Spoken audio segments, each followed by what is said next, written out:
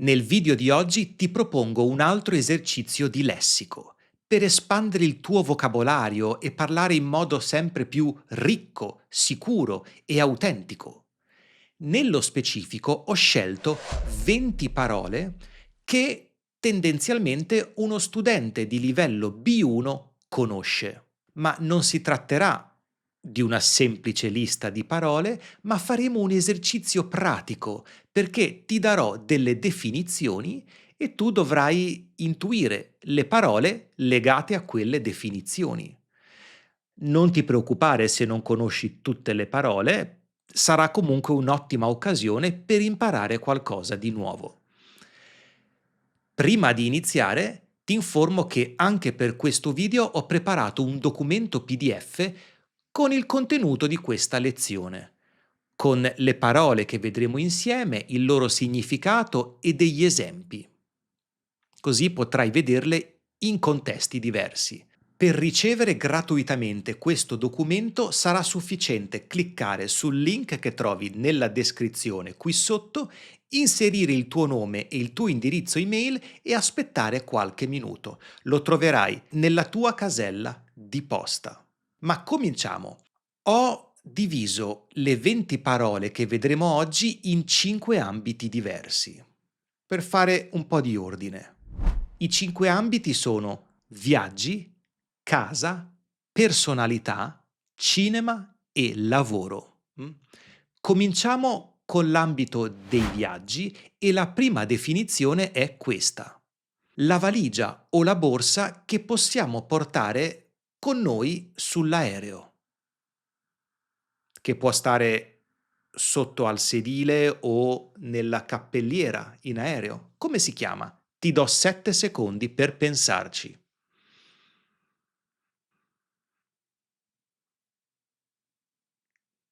È il bagaglio a mano, che non può superare determinate dimensioni perché deve stare dentro alla cappelliera in aereo.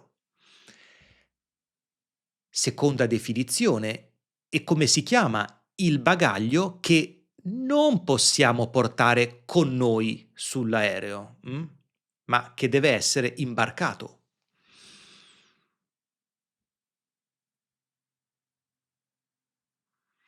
È il bagaglio da stiva, chiamato da stiva perché la stiva è la parte bassa dell'aereo dove vengono messi i bagagli e tutti gli oggetti più ingombranti che non è possibile portare con sé.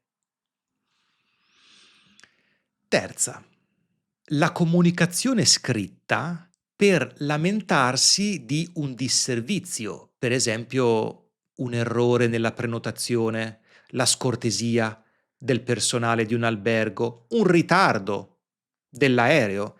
Come si chiama questa comunicazione scritta che facciamo per lamentarci? Per esempio, continua questa frase: "Ho scritto un per lamentarmi della pessima accoglienza ricevuta in quell'albergo."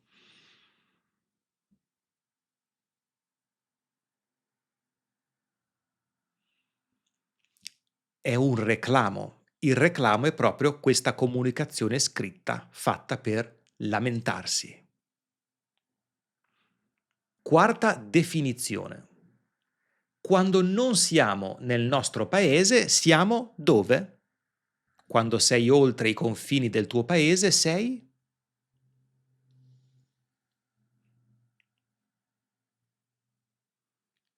all'estero. L'anno scorso siamo andati in vacanza all'estero, ma quest'anno rimarremo in Italia. Entriamo adesso nell'ambito della casa. Come si chiama quella quota che paghiamo ogni mese per abitare in un immobile che non è di nostra proprietà? Che cosa paghiamo ogni mese al proprietario della casa?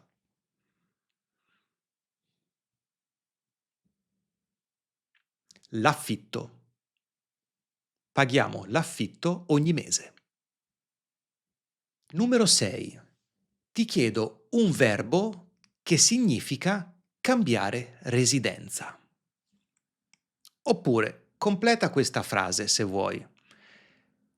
Prima abitavamo in via Venezia, ma l'anno scorso mm, in via Rossi. Quale verbo useresti?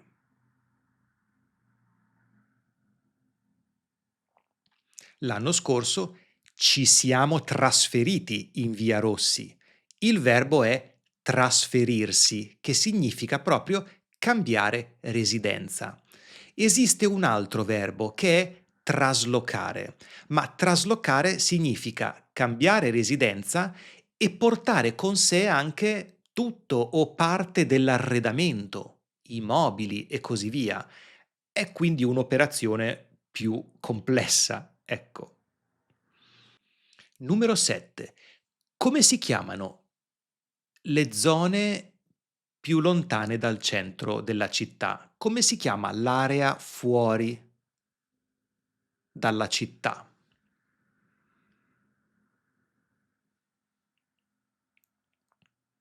La periferia. Da giovane preferivo vivere in città, ma adesso voglio trasferirmi in periferia. Non è vero, io vorrò sempre vivere in città. Numero 8. Nell'indirizzo via De Romei 38, come si chiama questo numerino? Come si chiama il numero 38?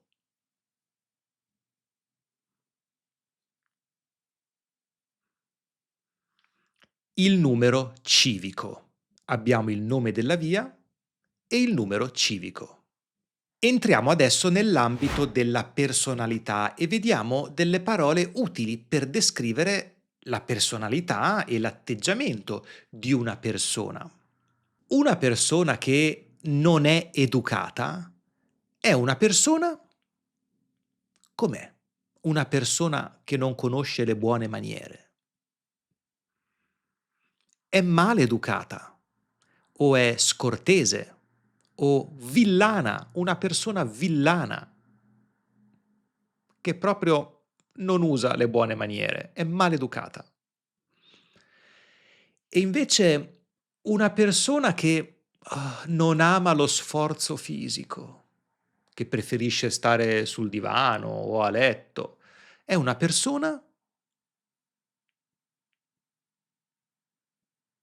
pigra. L'aggettivo è pigro al maschile, pigra al femminile. Proprio una persona che non ama fare nessun tipo di sforzo. E qual è l'aggettivo che descrive una persona che ama stare in compagnia degli altri?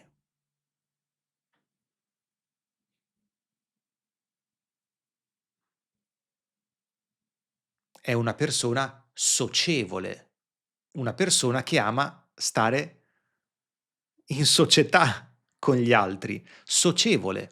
E di conseguenza una persona socievole tendenzialmente è anche estroversa, espansiva, aperta.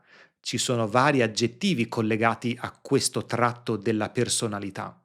E invece, come definiresti una persona che pensa solo a se stessa, ai propri interessi? Esiste solo lei o lui.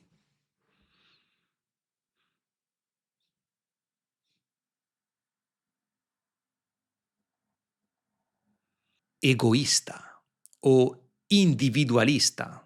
È una persona che pensa solo a se stessa. Entriamo adesso nell'ambito del cinema. Quale parola usiamo in italiano per definire la storia, l'intreccio dei fatti all'interno di un libro o di un film?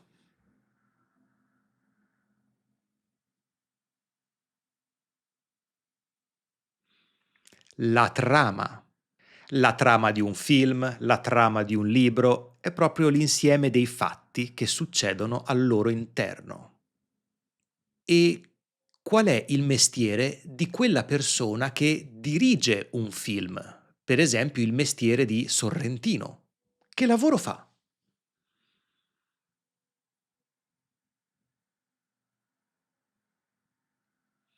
Il regista. quella persona che dirige il film. Mm? Adesso continua questa frase. Inserisci il verbo corretto. Il film, mm, la storia di un uomo che finge di essere disabile per conquistare una donna. Ti ricorda qualcosa?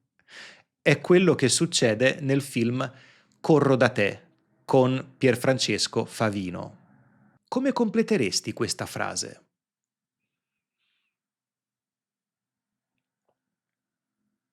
Il film tratta la storia di un uomo che finge di essere disabile per conquistare una donna. Trattare in questo contesto significa avere come argomento, avere come oggetto. Quindi il film ha come argomento un uomo che finge di essere disabile. Potresti usare anche riguardare o mostrare, ma sicuramente trattare, quando si parla di una storia, è più adeguato. Adesso completa questa frase.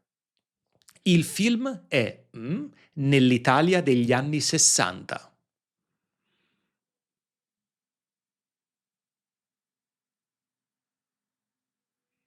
Il film è ambientato nell'Italia degli anni 60. Ambientare significa collocare in un contesto temporale e o spaziale. Collocare un film, collocare la storia di un libro in un'epoca lontana, per esempio. Entriamo adesso nell'ambito del lavoro. Ti chiedo l'aggettivo per definire una persona che è senza lavoro. Un aggettivo che significa senza lavoro.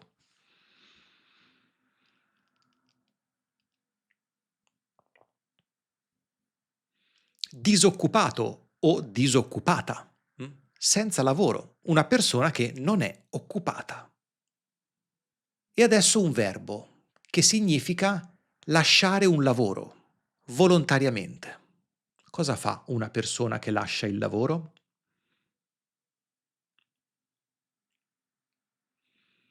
Il verbo è licenziarsi.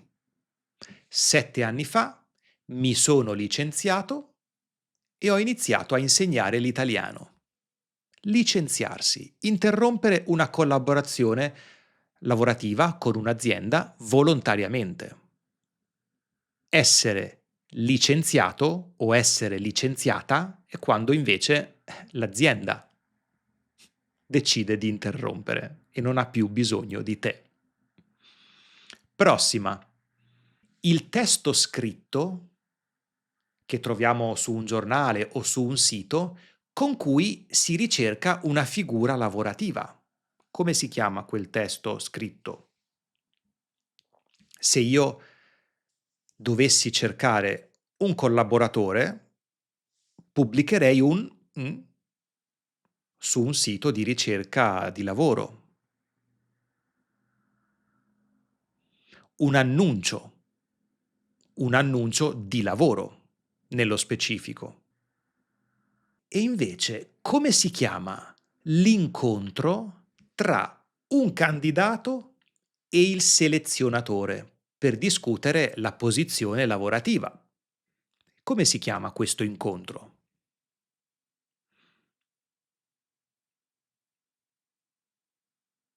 Il colloquio o nello specifico il colloquio di lavoro. Attenzione, in italiano non diciamo intervista. mm? Il colloquio. Bene, queste erano le 20 parole che volevo presentarti oggi. È un esercizio per mettere in pratica il tuo italiano a un livello B1. Com'è andata? Le hai indovinate tutte? Fammelo sapere nella sezione dei commenti qui sotto e ricordati anche che puoi ricevere gratuitamente il documento PDF con il contenuto di questa lezione.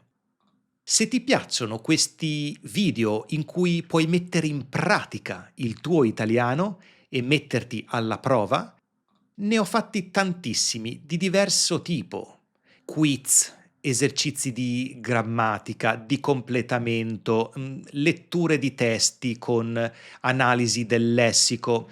C'è veramente di tutto e di più. Trovi tutti i video o meglio non tutti, ma molti video qui. Ti ringrazio per la tua compagnia e noi ci vediamo al prossimo video. Ciao!